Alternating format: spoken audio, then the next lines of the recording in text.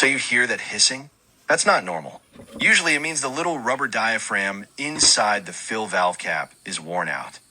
This piece right here, that cap on top of the valve, it controls water flow. Over time, the rubber inside gets old and noisy. First thing, I shut off the water and flush the tank to empty it out. That way I can open the cap without water spraying everywhere. Here's the diaphragm inside. See how it looks worn? That's usually the cause of the sound. I'll put a new one, snap the cap back on, and turn the water back.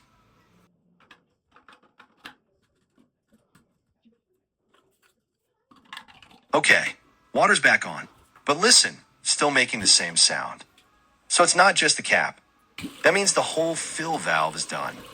In part 2, I'll show you how to swap the entire valve out.